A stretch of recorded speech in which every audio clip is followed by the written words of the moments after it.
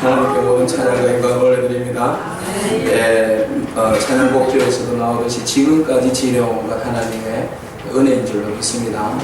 오늘은 우리 교회가 창립 20주년을 맞이하는 아주 뜻깊은 기념주일입니다. 창립 기념주일입니다. 설교를 준비하면서 교회 연역을 한번 찾아봤어요. 현재까지 나와 있는 연역을 한번 찾았고, 과거에 한 10년 전에 연역을 한번 봤어요. 그래서 어쨌든 10년 전에 연역을 쭉 훑어보니까 1994년 7월 29일 날 교회의 개척 모임을 시작을 했는데, 이때 이제 계신 목사님이 백익산 목사님이라고 계셨어요. 그리고 이제 7월 31일 날 처음으로 황영희 장로님 댁에서 예배를 드렸어요. 그때는 집사님이셨고, 그 다음에 이제 8월 3일 날 창립 예배를 준비를 하셔서 8월 28일 날 정완희 전도사님이 부임을 하시고, 그 다음에 8월 28일 날 한우리교회가 예배당에서 첫 예배를 드렸습니다. 9월 4일에는 이제 교회 첫 주보가 이제 발간이 되었고요. 9월 4일 날 또 제1회 첫 공동의회가 있었습니다. 그리고 난 다음에 9월 11일 날 이제 드디어 한우리교회 창립 예배를 9월 11일 날 드리게 됩니다. 드리고 난 다음에 이제 9월 17일 날 원래는 이제 여기가 합동측이었는데 통합측으로 강동노회에 가입하게 됩니다. 쭉 보니까 목사님들이 쭉 이렇게 이제 거쳐서 지나가셨는데, 사역을 하셨는데, 일대 누군지 아시죠? 누구십니까? 일대 목사님이? 문제를 한번 내보겠습니다. 2대 목사님 누구십니까? 3대 목사님은요? 4대는 누굽니까? 그렇게 해서 20년이라는 긴 세월이, 짧으면 짧고요, 길면 길고요. 그래서 20년이라는 긴 세월이 흘렀습니다. 20년 동안 하루 그냥 반짝하는 행사는 쉬워요. 그냥 몸만 조금 쉬면 되고 얼굴만 조금 끄스리면 돼요, 어제처럼. 그렇지만 20년을 한달같이 행사를 하면서 기도하면서 교회를 헌신하고 지킨다는 거는요, 보통 일이 아닙니다. 어려운 일마다, 어려운 일이 생기면 하나님의 무릎 꿇고 기도하고, 좋은 일이 생기면 기뻐하고요. 또 기꺼이 또 헌신할 자리가 있으면 나의 모든 시간과 물질들 다 또 내 것은 뒤로 밀어놓고 교회를 위해서 헌신하고 앞장서서 일한다는 거 보통 일이 아닙니다. 적은 능력을 가졌음에도 불구하고 주의 교회를 위해서 헌신해 오신 우리 성도님들의 지난 과거들을 쭉 이렇게 제가 잘은 모르지만 이렇게 한번 생각해 보니까, 정말 개인적으로나 교회적으로나 아픔과 상처의 시간들도 많았지만 그 모든 시간들 가운데서도 하나님께서 우리를 붙들어 주신 은혜가 있었다는 것이죠. 그 은혜가 있었기 때문에 우리는 새로운 20년을, 지난 20년을 우리가 회고하면서 새로운 20년을 우리가 기쁨과 기대 가운데 우리가 비전을 품고 또 새롭게 출발하는 줄로 믿습니다. 그런 기대를 우리가 한번 가져봅니다. 그러나 우리가 20년 전의 과거의 은혜는 하나님 앞에 잊지 말아야 합니다. 과거는 우리가 누군가가 이야기를 그렇게 했죠. 거울 삼아야 한다. 과거는 분명히 역사라는 것은 거울을 삼는 데 있습니다. 과거는 거울을 삼고요, 향후 앞으로 20년의 비전을 위해서 우리가 더욱 힘쓰며 달려간다면 하나님께서 우리 한우리교회에 과거의 20년에 부어주신 그 은혜 못지않게 더 큰 은혜를 향후 앞으로의 20년, 미래 20년 가운데 하나님께서 더 큰 은혜를 부어주실 줄로 믿습니다. 자, 우리가 그렇다고 과거는 잊지 말아야 하고, 그렇다고 과거에 머물러서는 안 됩니다. 이게 굉장히 중요합니다. 그죠? 과거를 잊을 수는 없지만, 그러나 과거에만 머물러 있으면, 옛날이 좋았는데, 옛날에 그랬는데, 그러면은 진보가 없어요. 미래를 향하여서 더 이상 나갈 수가 없어요. 과거만 붙들고 있으면 안 돼요. 과거에 좋았던 일은 우리가 거울 삼고, 또 아팠고 슬펐던 일들도 또 우리가 거울 삼아서, 안 좋은 것은 다시는 그러지 말아야겠다고 우리가 결심을 하고, 좋았던 부분은 더 우리가 잘할 수 있도록 우리가 마음을 모으고 생각을 모으고 힘을 모은다면 하나님께서 우리 하늘교회에 놀라운 은혜로, 충만한 은혜로 또 부어주시고 또 붙들어주시고 좋은 일들을 열어주실 줄로 믿습니다. 교회의 부흥의 역사들을 하나님께서 허락해 주실 줄로 믿습니다. 그 하나님을 기대합니다. 할렐루야. 그 하나님을 기대하면서 앞으로 20년 하나님께서 우리 교회를 향하신 그 기름 부으심을 기대하면서 하나님께 큰 박수로 감사와 기대의 박수로 영광 올려드립니다.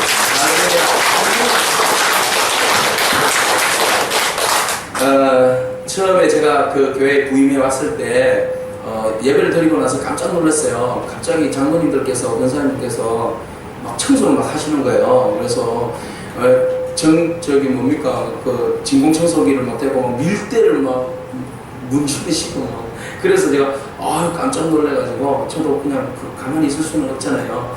저도 이제 두 팔을 걷어붙이고 같이 청소를 했습니다. 청소를 하면서 제가 가만히 생각했어요. 이 교회는 살아있구나. 한우리 교회는 정말 한우리 교회를 사랑하시는 분들이 이 교회를 섬기고 계시는구나. 그런 마음이 순간 제 마음에 들었어요. 청소를 한다는 것은요 쉬운 일은 아닙니다. 네, 어쩔 수 없이 한다라고 말씀하실 수도 있겠지만 그러나 여러분 청소를 한다는 것, 내 눈에 먼저 교회에 먼지가 보인다는 거예요. 줄이 좀 비틀어져 있고 뭐 휴지가 흘러 있고 이런 것들이 내 눈에 보인다는 것은요 애착이 없으면 애정이 없으면 그것들이 눈에 들어오지 않습니다. 아무리 옆에 주보가 흘려 있고 휴지가 흘려 있고 먼지가 수북히 쌓여도 교회에 대한 애정이 없으면 그냥 살짝 이렇게는 내 자리를 위해서 이렇게는 가능하지만 남을 위해서 주님을 위해서는 청소하지 않는다는 거죠. 근데 제가 와서 보고 처음 느낀 감정은 정말 교회를 사랑하시는 분들이 남도 배려하고 주님의 나라를 위해서도 정말 헌신하는 모습들, 그 모습을 바라보면서 정말 존경스럽기도 하고 그 다음에 제가 기감을 삼아서 더 저도 잘 섬겨야 되겠다 이런 마음을 가진 적이 있습니다. 청소는 아무나 하는 봉사가 아니죠. 청소는 여러분 사랑하면 사랑하는 자가 하는 봉사입니다. 그래서 요즘 우리 오후 예배 마치고 나면 여러분 한 분도 안 갑니다. 안 가시고 다들 그냥 저마다 순식간에요. 자기 맡은 구역이 있어요. 순식간에 그냥 밀대 드는 사람은 밀대 들고 청소기 드시는 분은 청소기 들고 걸레 드시는 분은 걸레 뭐 드시고 순식간에 그냥 후다닥 하면 20분도 안 걸립니다. 20분도. 근데 저 어디 있는 교회는요 일부러 청소하러 토요일에 와요. 물론 깨끗할 수 있지만 그죠? 참 그래서 우리 교회는 정말 감사하고 정말 대단하다 이런 생각이 들어요. 그것은 교회에 대한 정말 애정의 마음이 있기 때문에 그렇습니다. 오늘 여러분 우리가 교회 가운데 지금 예배하는 우리 모든 성도님들 정말 하나님 은혜 가운데 우리 안에 애정이 넘치는 줄로 믿습니다. 교회에 대한 애정이 정말 남보다도 더 넘치고 또 그 애정이 또 주님을 향한 사랑인 줄로 믿습니다. 자, 그래서 제가 명제를 하나 던져보았어요. 적어보았어요. 청소는 아무나 하는 봉사가 아니다. 사랑하면 먼지가 눈에 들어옵니다. 지금 여러분 보십시오. 주위를 한번 살펴보시고 먼지가 눈에 들어오십니까? 안 들어오십니까? 들어옵니까? 안 들어옵니까? 안 들어와야죠. 어제 깨끗이 청소를 했는데 어제 행사를 하고 한 70명의 행사를 하고 봉사자들하고 합쳐서 어제 한 70명의 행사를 했잖아요. 그러고 난 다음에 청소를 깨끗이 했다고요. 눈에 안 들어와야 됩니다. 오늘은 평소에는 눈에 먼지가 들어와야 됩니다. 그죠? 그것이 교회를 향한 사랑입니다. 우리 하늘의 교회를 향한 사랑입니다.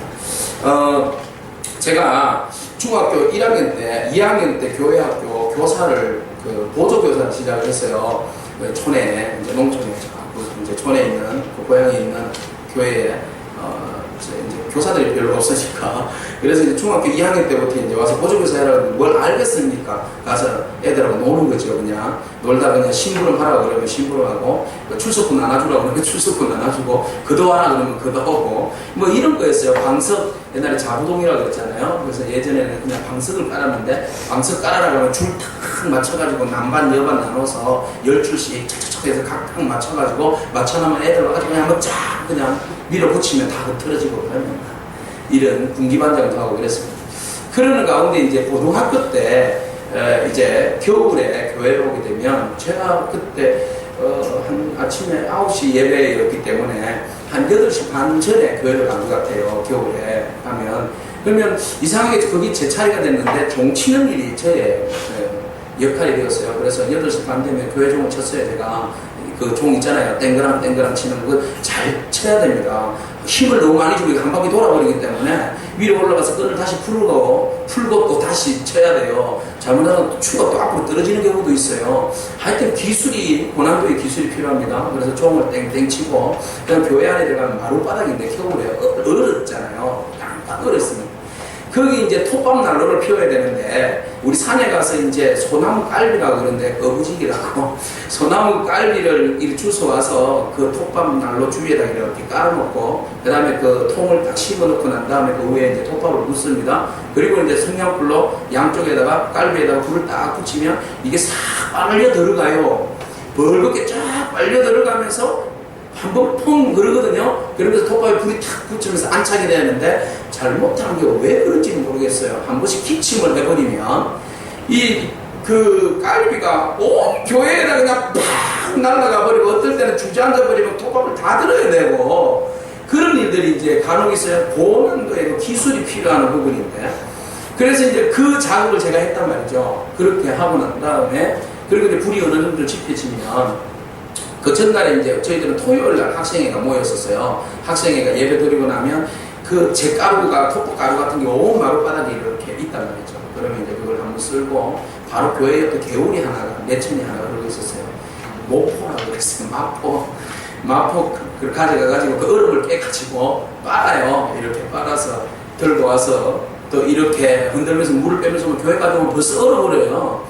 그걸 이제 들고 와서 교회 마룻바닥을 이렇게 닦는단 말이죠. 닦고 그리고 난 다음에 이제 자부동을 깔고 나서 난로 옆에 이렇게 앉아있으면 기분이 너무 좋아요. 기분이 너무 좋고 난로불이 이렇게 이제 쫙 퍼지면서 애들이 오기 전에 이제 물청소했던 그 걸레질 했던 곳에서 아지랭이 같이 이렇게 그러니까 아지랭이가 이렇게 연기 짐이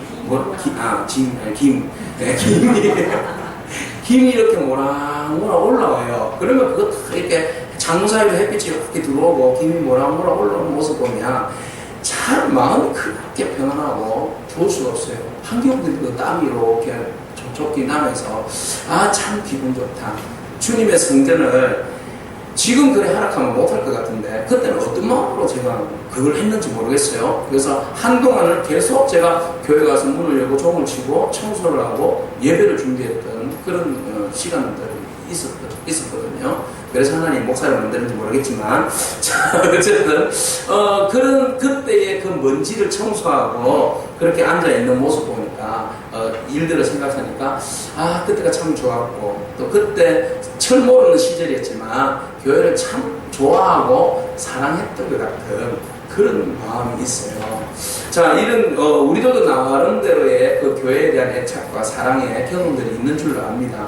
남 모르게 내 스스로가 교회에 휴지 하나라도 주우려고 하고 또 먼지 하나라도 이렇게 닦으려고 하는 그런 아름다운 마음들, 그런 마음들이 곧 하나님의 교회를 향한 뜨거운 애정이고 또 그 애정이 넘치는 만큼 우리 눈이 밝아져서 교회 구석구석 먼지들이 눈에 보이는 줄로 믿습니다. 그 눈에 보이는 것이 은혜인 줄로 믿습니다. 눈에 뭐가 보여야 돼요. 더러운 것들이 자꾸 눈에 보여져야지 그것을 닦아내고 또 그것을 고치고 뭐 그렇게 하는 거 아니겠습니까? 어제 신림동에서 그 부목사님하고 청년들이 한 18명 정도가 왔어요. 근데 그 부목사님이요 손재간이 너무 좋거든요. 우리 교회를 탁 보더니 전기선이 좀 너저분한 게 있어가지고 혼자 막 올라가서 뚝딱뚝딱 내가 시키지도 안 했는데 당회장이 시키지도 안 했는데 말이지 자기가 우리 교회를 막 손을 대요. 전기도 막 고치고 그래서 바로 저게 교회를 향한 마음이구나.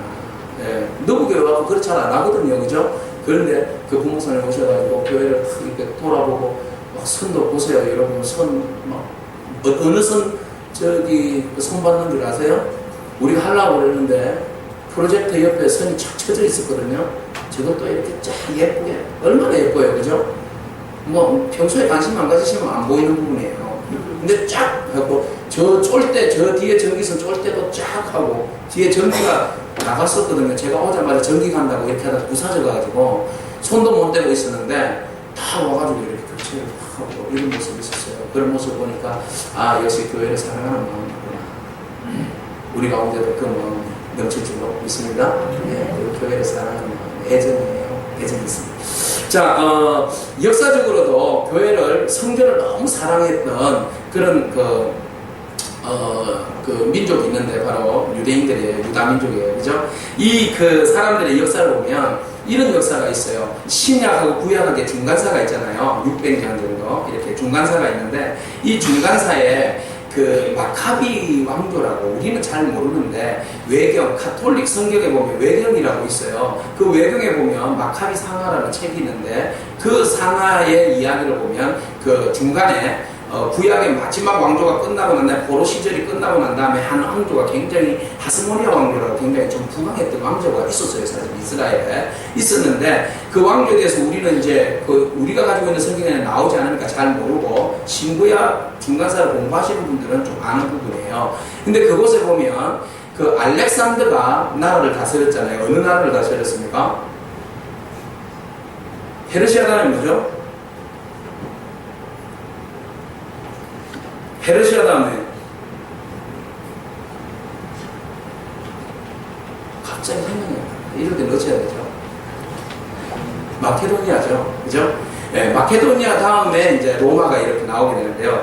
페르시아가 이렇게 끝나고 난 다음에 페르시아가 바사왕국이죠. 성경에는 끝나고 난 다음에 그 알렉산더 왕이 이렇게 이제 마케도니아를 만들고 난 다음 마케도니아에서 알렉산더가 일찍 죽게 되잖아요. 그래서 후계자를 세우지 못하고 난 다음에 그리고 난 다음에 나라가 좀 몇 개로 분리가 되어 있었는데 그 중에 하나가 셀루쿠스 왕조라는 그 왕국이 있었어요. 거기에 이제 왕 한 사람이 등장합니다. 그 사람이 누군가 하면 안티오코스 에피파네스 4세예요. 이 안티오코스 에피파네스라는 왕이 유다를 이집트를 점령하기 위해서 가다가 유다를 와서 그 예루살렘 성전을 완전히 대파시키고 말아요. 그래서 예루살렘 성전을요, 그 이스라엘 사람들에게 예루살렘 성전을 간섭한다는 것은 굉장히 민감한 부분 아니겠습니까? 근데 이 왕이 예루살렘 성전에다가 제우스 신상을 세워놔요. 제우스 신상을 세우고 돼지를 잡아다가 그곳에서 제사를 지내게 됩니다. 여러분, 하나님의 성전에 들어와서 여러분 여기에다가 부처 신상을 세우고 여기서 돼지를 잡아서 제사 지낸다고 생각해 보세요. 무당이 들어와서 제사를 지낸다고 생각해 보세요. 있을 수 없는 일이죠. 가장 가슴 아픈 일입니다. 그죠? 다른 거는 다 빼앗기도 성전만큼은 더럽힐 수 없는 부분이잖아요. 근데 약하니까 이 성전이 유린당하게 되었어요. 그 일로 인하여서 하나님의 그 경건한 사람들이 하시딤이라고 그렇게 불려져요. 하시딤이라는 경건한 사람과 그 다음에 이 마카비의 그 가족들이 함께 모이게 됩니다. 우리가 이래가지고는 안 된다. 우리가 이래가지고는 안 된다. 저 로마 사람이에요. 셀루쿠스 왕조의 저 사람들을 우리가 몰아내고 성전을 지켜야 한다 해가지고 전쟁이 붙게 돼요. 계속 전쟁이 붙게 돼요. 그래서 예루살렘에서 한 3년 정도가 전쟁이 막 심하게 붙게 돼서 결국은 그 하스모니아 왕조의 그 원조가 되는 이 하시딤의 사람들이 이기게 됩니다. 이기고 난 다음에 이 사람들 다 몰아내요. 몰아내고 난 다음에 성전 안에 들어와서 모든 것들 더럽혀진 것들을 다 청소를 하게 돼요. 제우스 신상을 내보내서 깨트려 불살라버리고요. 그 다음에 돼지를 잡았던 그 부분들, 막 제사를 지냈던 것들을 그냥 다 깨끗하게 청소를 합니다. 청소를 하고는 다시는 우리가 이 성전을 이교도 사람들에게, 이방 사람들에게 이 성전을, 거룩한 하나님의 성전을 다시는 빼앗기지 말자. 그렇게 하면서 그곳에서 하나님 앞에 봉헌 예배를 드리게 됩니다. 이 봉헌 예배를 드리게 되는데 이 봉헌 예배가 바로 예수님 시절에도 있었던 절기가 돼요. 바로 수전절이에요. 수전절을 섬기게 됩니다. 수전절로 섬기게 되면서 이때 이분들이 그 봉헌, 성전 봉헌일 그렇게 해서 하나님 앞에 수전절로 지키게 되는데 이 수전절은 지금도 유태인들은요 이것을 자기들의 절기로 섬기게 됩니다. 하누카 절기로 섬기게 되고 그 다음에 여러분들이 뭐 보시면 아는데 메노라라는 그 촛대가 있어요. 그죠? 큰 촛대에다가 불 9개를 밝혀서 이 빛의 축제라고 그러는데 다시는 우리가 이 성전을 더럽히거나 짓밟히지 말고 빛이 임하듯이 모든 것이 더러운 것들이 제거되고 우리가 이곳에서 거룩한 우리들의 성전을 지켜나가자.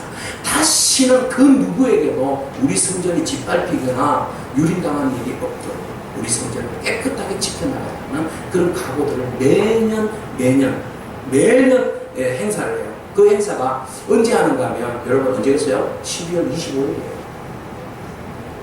수전절이요. 참 우리는 성탄절이잖아요. 근데 성탄절에 빛으로 오신 예수님은 우리는 또 길이잖아요. 근데 이들은 성전이 더럽혀진 것을 다시 회복했다라는 절기로 수전절을 지내고 있습니다. 참 우리의 절기와 어쩌면 이게 연관성이 있는 것 같아요. 자, 어쨌든 역사적으로 보면 성전을 청소하고 새롭게 단장한 그런 일들이 있습니다. 자, 오늘 우리는 성경에서 바로 예수님께서 성전을 청결하게 하는 그런 기사를 우리가 읽게 되는데요. 오늘 본 말씀 여러분들이 보시면 예수님께서 성전에 들어가셔서 성전에 장사하는 사람들을 다 몰아냅니다. 자, 예수님께서 성전에서 장사하는 사람들을 다 몰아내는데 예수님에게도 어때요? 예수님에게도 성전에 들어갔을 때에 예수님의 눈에도 뭐가 보였다는 거예요? 우리가 처음에 초반부에 말씀드렸듯이 먼지가 보일 겁니다. 영적 먼지가 보일 겁니다. 그렇죠?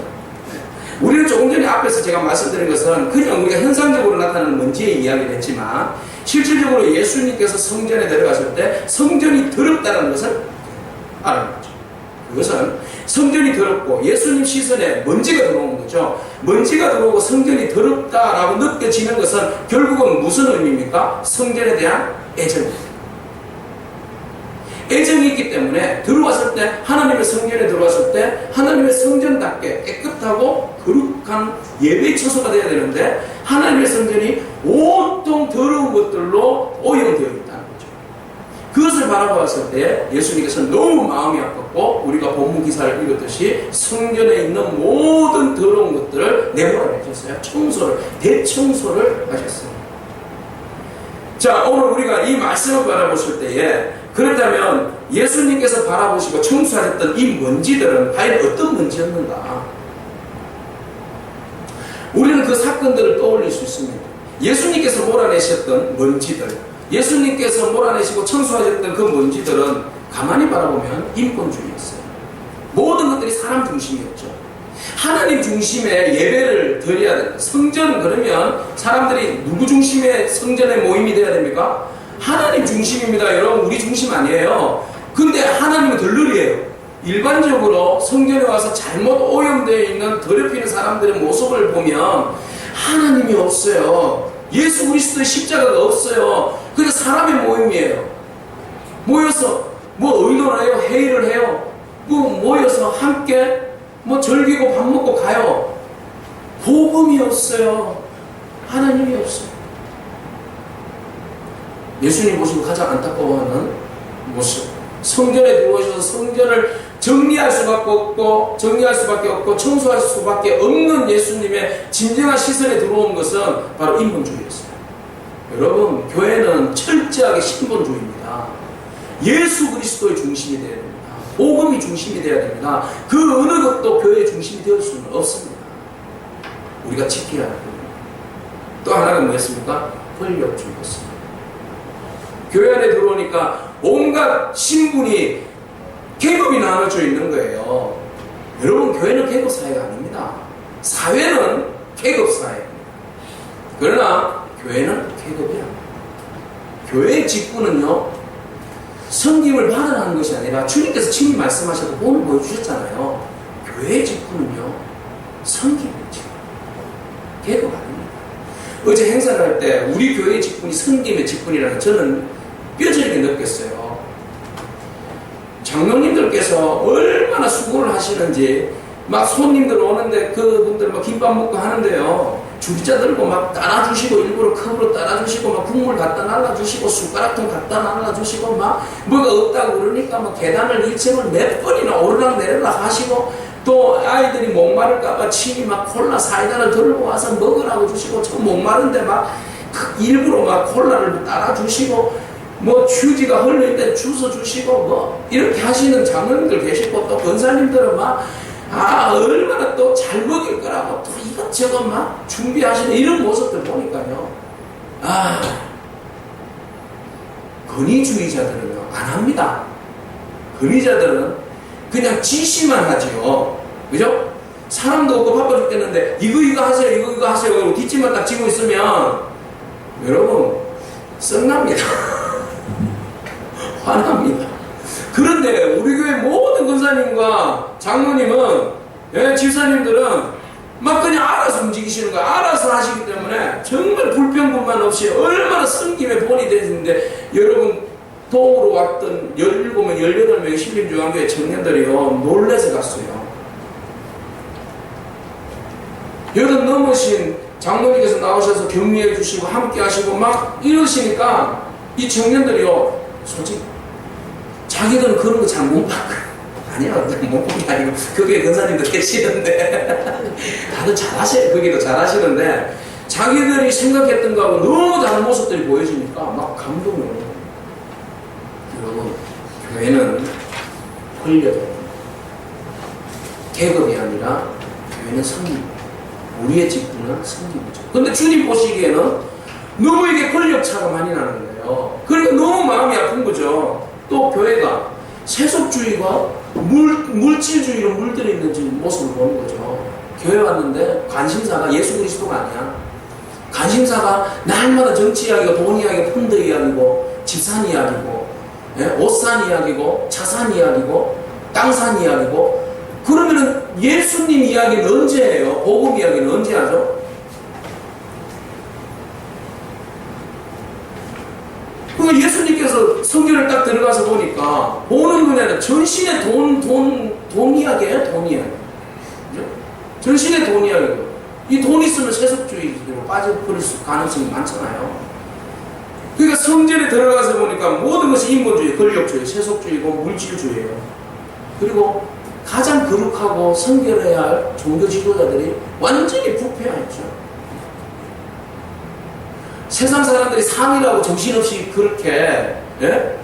인본주의와 권력주의, 세속주의, 물질주의에 빠져있다 할지라도 성직자들은 부패해서는 안 됩니다. 끝까지 하나님 앞에 최고의 마지막 보루라고 생각하고 자기 자신을 지켜나가야 되죠. 그래야 성도들을 거룩하게 주님께로 이끌지 않겠어요? 근데 주님 보시는 분은 형식주의예요. 편의주의예요. 완전히 그냥 세속에 완전히 물들어져 버린 제사장들의 모습. 주님 바라보시기에 먼지들이 다 눈에 들어오는 거죠. 이런 먼지들이 눈에 들어오는데 그 먼지들이 눈에 들어온 이상 어떻게 해야 될까요? 그냥 알고 들었네 그러고 그냥 지나가야 될까요? 치워야죠. 먼지가 눈에 들어오면 치워야죠. 주님께서 먼지가 들어오셔서 먼지가 눈에 들어오시니까 정리할 수밖에 없죠. 자, 주님께서 예루살렘 성전에 오르실 때에 이때는 굉장히 큰 축제가 벌어졌습니다. 6월절에서 6월절에 축제가 벌어지는데 6월절 축제 그러면 이스라엘의 3대 명절 중에 하나입니다. 6월절 오순절 장막절이죠. 그러면 이스라엘에 흩어져 있는 많은 사람들이 이 중앙성소제도예요. 모든 예배와 제사는 중앙성소에 모여서 예배를 드려야 된다라는 그런 마음들이 가지고 있어요. 하나님이 임재하는 곳. 그렇기 때문에 흩어져 있는 유대인들이 다 이쪽으로 모이는 거예요. 다 이쪽으로 모여서 1년에 한 번, 적어도 3번 정도는 예배를 드려야 되는 거죠. 자, 예배를 드리기 위해서 사람들이 올라옵니다. 올라오는데 먼저 예배를 드리기 위해서 가장 갖춰야 할 부분들이 있겠죠. 몸을 정결하게 하고 또 하나는 하나님 앞에 드리는 예물입니다. 예물이 부정타면 안 되잖아요. 예물은 정리돼서 구별된 것들을 하나님께 올려드리게 되어 있어요. 그러면은 중앙성소 예배에서 가장 그 귀한 예물들이 뭐였습니까? 짐승이었잖아요. 짐승을 올려드렸습니다. 그 짐승들은 보통 1년 된 흠없는 양이나 소나 염소나 비둘기를 올려드렸어요. 자, 이 사람들이 그것을 들고 올려와서 하나님께 올려드렸는데 또 하나 헌금을 드렸는데 그 헌금은 다른 헌금은 아니에요. 로마 그 당시 시대에 로마 시대에 살고 있었던 사람들이 로마의 돈을 가지고 황제의 그 두상이 그려져 있는 것을 가지고 성전에 가서 성전세를 낼 수가 없었어요. 이스라엘 사람들은 그 모세오경에 보니까 만 20세 이상은 누구나 다 하나님 앞에 성전세를 드리게 돼 있어요. 그 성전세가 뭐였습니까? 바로 무엇으로 드려야 되죠? 세겔로 드려야 되죠. 그죠? 이 세겔, 예수님도 드렸잖아요. 예수님도 성전세를 꼭 드렸습니다. 자, 이 그 세겔을 드리는데 보통 반 세겔 정도를 드려요. 반세계를 해서 1년에 한 번 이렇게 드리게 되어 있습니다. 그러면은 성전에 와서 예배를 드립니다. 흠없는 짐승을 올려드리고 세계를 올려드려야 되는데 없잖아요. 성전에서 쓰는 돈이잖아요. 그렇다면 어떻게 해야 될까요? 그 돈을 환전해야 되죠. 환전해야 돼요. 그래서 하나님의 성소에 예배하는 자들이 예배를 온전하게 드리도록, 여러분 여기에 집중해야 됩니다. 온전하게 드릴 수 있도록 돈을 편의상 바꿔주는 역할이, 이거는 봉사입니다. 근데 사람들이 돈을 바꿔주는 일에 뭘 붙였어요? 이자를 붙인 거예요. 이자를. 프리미엄을 붙인 거죠. 환전하면서 얼마의 돈을 올리는 겁니다. 환전소 가면 돈을 붙이잖아요. 내가 이거 바꿔주는 대신에 나에게 얼마를 줘. 이렇게 된 겁니다. 그래서 로마 돈 동전을 주면 환전소에서 반세계를 바꿔줄 때에 돈을 얼마. 근데 이게 돈을 바꿔줄 때요, 이게 사람이 하루 노동 가격 같은 막 돈을 못 매기는 거예요. 그러니까 실질적으로 따지면 반세겔이 얼마 되진 않지만 이건 성전에서만 써지는 돈이죠. 이걸 안 내면 안 되잖아요. 이 돈을 바꾸기 위해서는 엄청난 돈을 얹어서 바꿔야 되는 거죠. 그리고 그 많은 돈이 대부분 어디로 올라갔겠어요? 제사장에 올라갔어요. 제사장이 그 자리, 좋은 자리 환전소 내가 내어줄 테니까 나에게 그 수익의 40%를 떼줘. 뭐 이렇게 되는 거죠. 그러니까 제사장이, 그때 제사장이 누굽니까? 안나스 가야바 아닙니까? 장인 사이 아닙니까? 이게 돈을 엄청난 풀을 교회가 축적하고 제사장이 그 돈을 축적하는 거죠. 돈이 있는 곳에 모든 것이 썩어질 수밖에 없어요. 돈이 오고 가면 사람이 부패하게 되어 있습니다. 그러니까 제사장이 자연적으로 부패하게 되죠. 제사장은 그렇게 해서 부패하고, 또 그 밑에 있는 상인들은, 자, 예배를 위해서 짐승이, 언제나 짐승들이 바뀌어져야 되는, 짐승이 제공돼야 되는데, 먼 거리에서 짐승을 데리고 오다 보면 상처를 입게 되어 있습니다. 그러면 성전에 먼 한 20km, 50km 떨어진 곳에서 짐승을 끌고 왔는데 흠이 났다. 흠 있는 재물은 하나님 앞에 올려드릴 수가 없죠. 그러니까 하도 이런 일이 비일비재하니까, 그러면 그냥 와서 성전에서 준비되어 있는 흠없는 짐승들을 제공하고, 그리고 당신들이 돈을 내면 이 재물을 하나님께 올려드립니다. 그래서 흠없는 재물을 올려드리자고 편의를 제공하는 겁니다. 그런데 지금 이곳에 예수님 와서 딱 들어와서 보니까 너무나 아름답고 너무나 자연스럽게 시작했던 그 환전 행위와 짐승을 살 수 있는 행위가 완전히 뭐가 되는 거예요? 장사스러운 거예요. 장사가 가장 거룩해야 할 성전에서 가장 아름답게 준비되어지고 올려드려야 될 가장 거룩한 것들이 편의주의 그리고 개인의 어떤 그 이기주의 뭐 이런 것들이 짬뽕이 돼가지고 완전히 난장판이 되었어요. 예, 완전히 난장판이 되어버렸어요. 자, 이런 오염된 성전의 모습이었어요. 그래서 예수님께서 바라볼 때 너무 마음이 아픈 거예요. 교회의 본질이 뭔가, 성전의 본질이 뭔가, 거룩한 성전이 정화되어지고 깨끗하고 하나님께 온전히 예배드려지는 장소가 되어야 하는데, 교회의 본질은 완전히 달라지고 오염되고 타락해져 있는 모습들에 보고 주님이 마음 아파하는 거죠.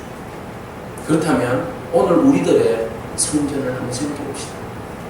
우리가 모이는 한우리 교회라는 성전은 어떠하고, 주님께서 우리를 성전이라고, 우리의 몸을 거룩한 성전이라고 말씀하셨는데 우리의 몸은 어떻고, 우리의 거룩한 성전을 모여서 작은 가정을 이루는데 우리의 가정의 성전은 어떤가?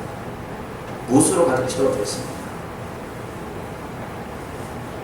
정말 본질이 변하여서 오염되어져 버린 교회나 가정이나 그런 우리 자신은 아닌지,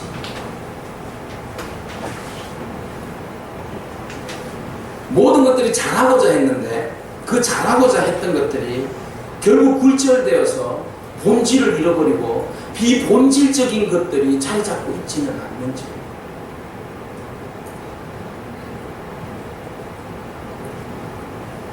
주님 바라볼 때에 이런 그 성전 안에서의 모습이 너무 마음이 아파요. 그래서 주님께서 노끈으로 채찍을 만드셔서 그 장사하는 모든 사람들을 몰아냅니다. 그리고 한마디 말씀하세요. 내 아버지이지.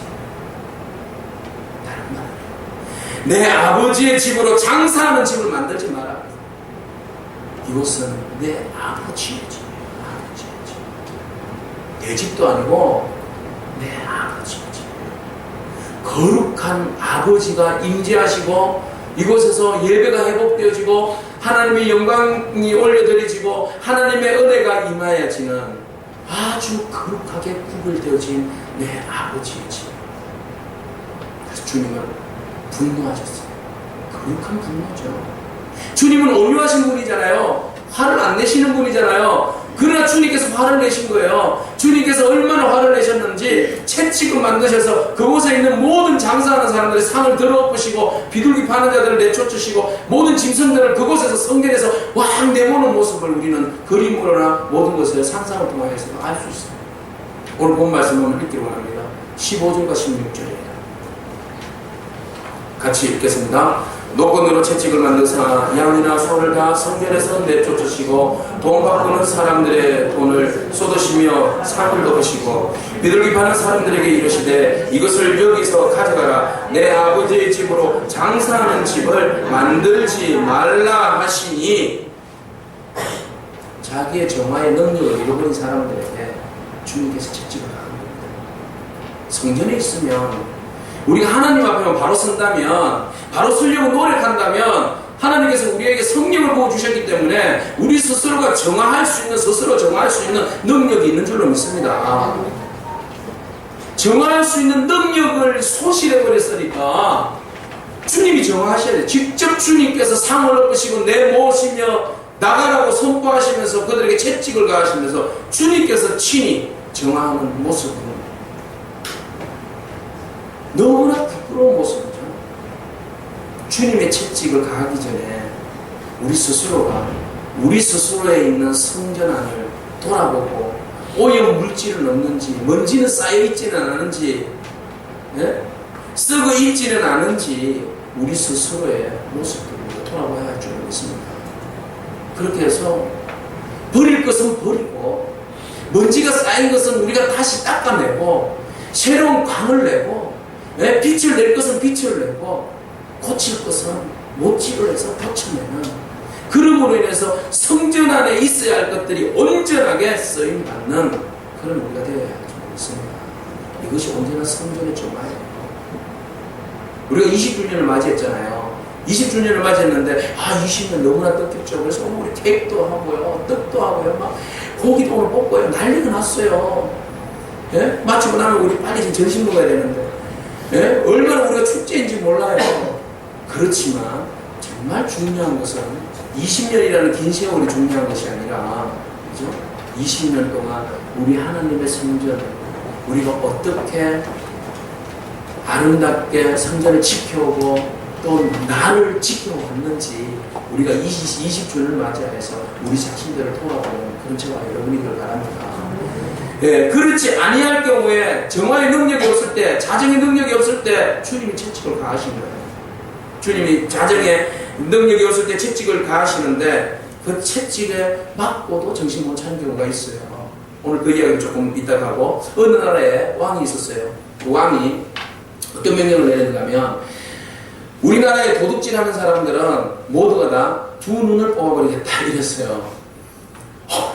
그 저 멀리 있는 우리 그 동남아의 그런 나라 있잖아요. 싱가포르입니까? 도둑질하면 손을 자르겠다. 그래서 그 동네에는 도둑님들이 없다고 그러잖아요. 또 휴지 버리면 뭐 벌금, 담배꽁초 버린 사람 바로 감옥에 쳐넣는다고 그러잖아요.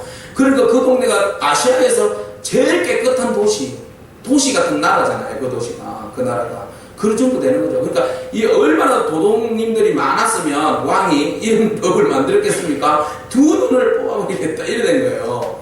그랬는데 공교롭게도 잡혀왔어요. 어떤 사람이 잡혀와서 재판을 받는데 누구겠어요?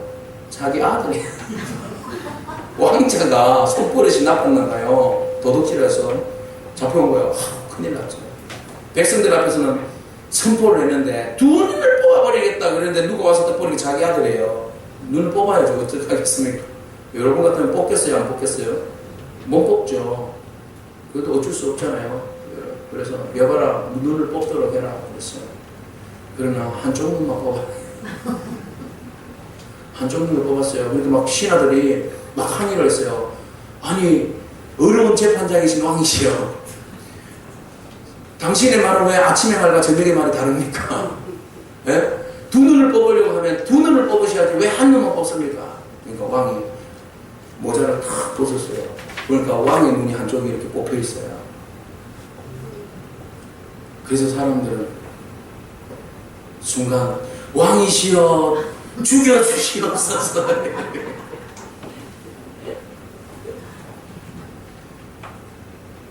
법을 어길 사람은 없잖아요. 왕이 법을 내는데 법은 집행되어져야 되는데 왕에게는 아들이었기 때문에 두 눈을 빼버리면 어떻게 아들이 살아요? 한 눈을 빼고 네가 죗값은 치료돼. 한 눈은 내 눈을 뽑겠다는 거죠. 이게 아버지의 공의와 사랑입니다.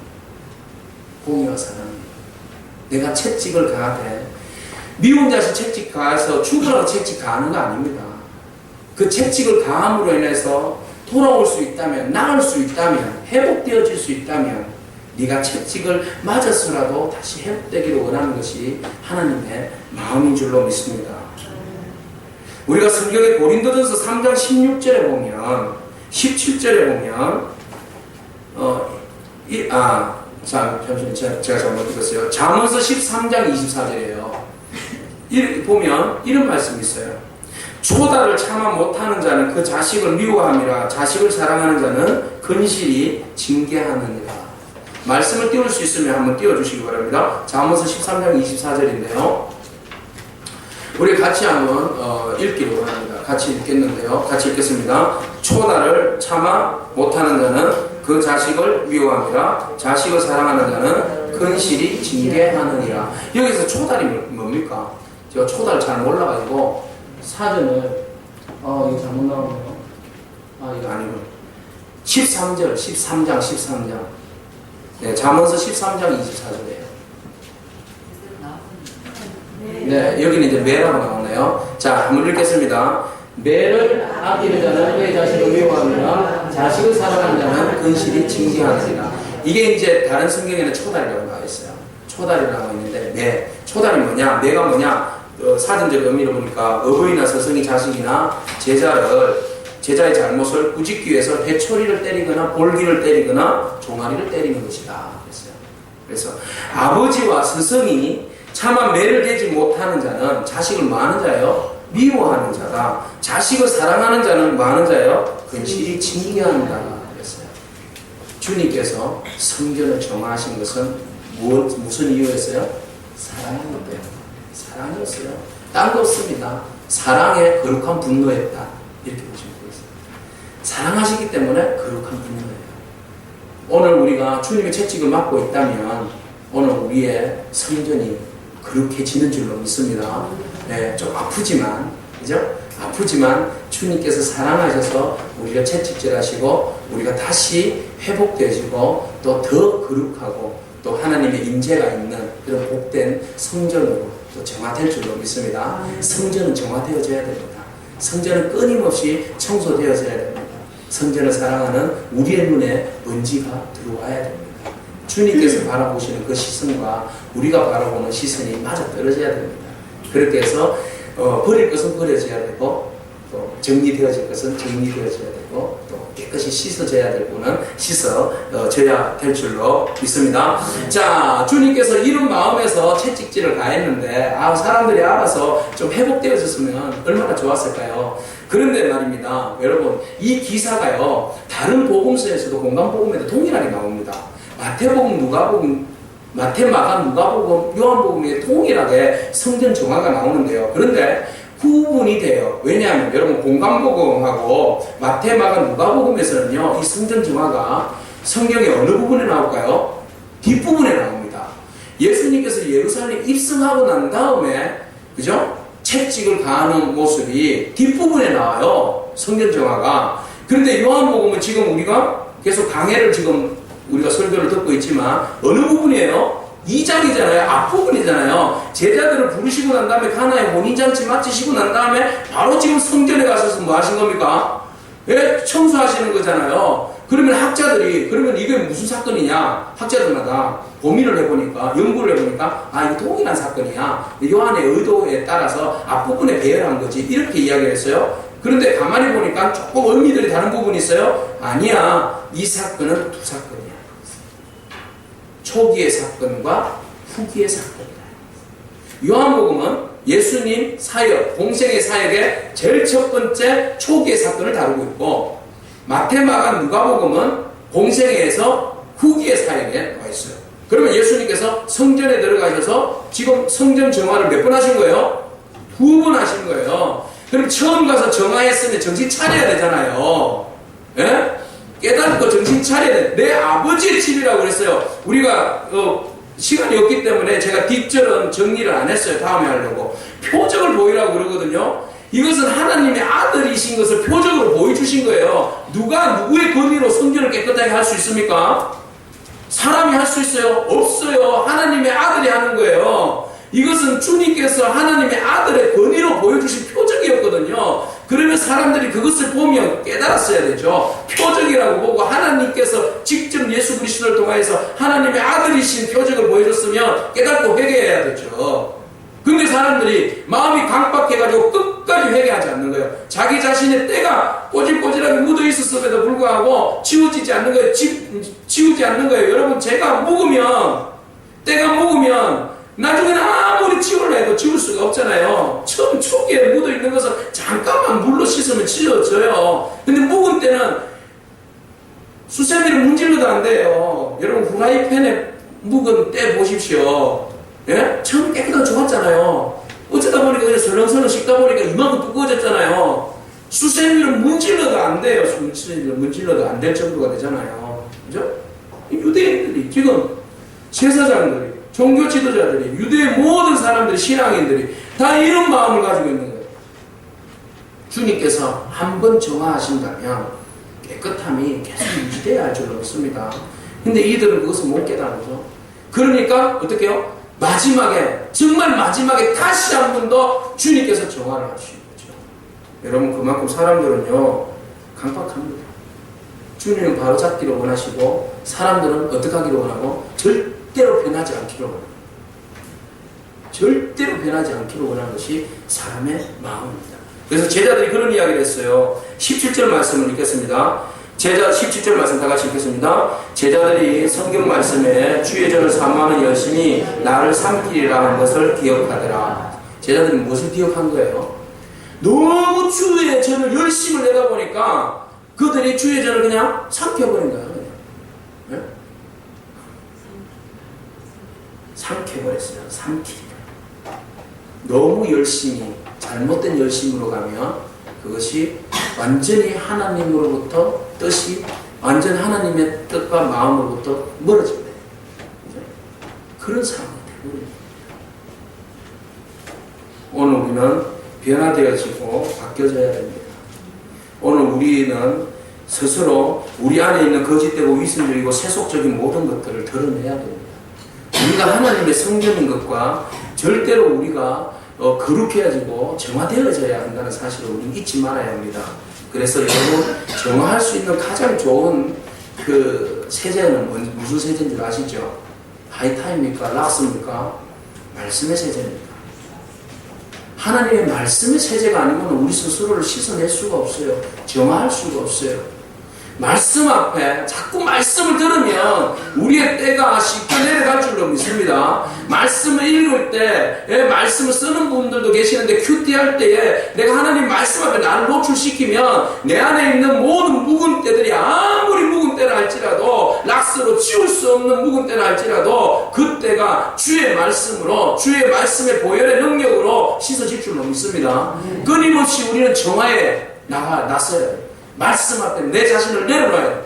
그럴 때에 주께서 우리의 모든 묵은 때들을 다 씻어 주실 줄로 믿습니다. 그러므로 우리가 털어버려야 할 것 털어버리고 오염 물질들이 묻어 있으면 그것을 말씀으로 제거하고 본질로 나아감으로 인해서 우리가 정말 주님의 임재를 바로 느끼고 경험할 수 있고 주님께 온전히 쓰임받을 수 있는 거룩한 성전이 되기를 축복합니다. 고린도전서 3장 16절 17절 마지막으로 읽도록 하겠습니다. 같이 읽겠습니다. 고린도전서 3장 16절로 17절의 말씀입니다. 같이 읽겠습니다. 너희는 너희가 하나님의 성전인 것과 하나님의 성령이 너희 안에 계시는 것을 알지 못하느냐? 누구든지 하나님의 성전을 더럽히면 하나님이 그 사람을 멸하시리라. 하나님의 성전은 거룩하니 너희도 그러하니라. 아멘. 3장 23절 읽겠습니다. 너희는 같이 읽겠습니다. 3장 23절 시작. 너희는 그리스도의 것이요 그리스도는 하나님의 것이니라. 아멘. 여러분 잊지 마시기 바랍니다. 우리는 하나님의 성전입니다. 우리 안에 성령님이 거하십니다. 성전이 더럽혀지면 그 사람은 멸한다고 주님께서 말씀하셨습니다. 우리가 지켜야 할 것은 거룩성입니다. 우리는 누구의 것입니까? 그리스도의 것입니다. 하나님의 것입니다. 여러분 우리가 교회 창립 20주년을 맞이해서 참 의미로운 날이고 시간이잖아요. 그래서 오늘 우리가 말씀 앞에서 다시 우리가 돌아와서 우리 이 성전이 영원하기를 축복합니다. 끝까지 하나님의 임재를 경험되어지고 하나님께서 역사하시고 쓰임받는 그런 복된 우리 한우리교회 되기를 축복합니다. 그러기 위해서는 우리가 그 말씀 앞에서 순수하고 정결하고 은혜 가운데 우리가 온전히 서야 할 줄로 믿습니다. 아멘. 기도하겠습니다. 우리 함께 기도합시다. 하나님 우리의 성전을 정화시켜달라고 거룩하게 우리를 씻어달라고 우리 안에 탐욕적인 것이나 예수 없는 우상으로 포장되어 있는 거짓 성전들이 무너지게 해달라고 진리의 말씀과 십자가의 복음 위에 세워진 거룩한 순결한 신부로서의 교회가 되게 해달라고 선교적 사명들을 잘 감당하는 교회가 되게 해달라고 우리 합심해서 기도하겠습니다. 하나님 아버지 감사합니다.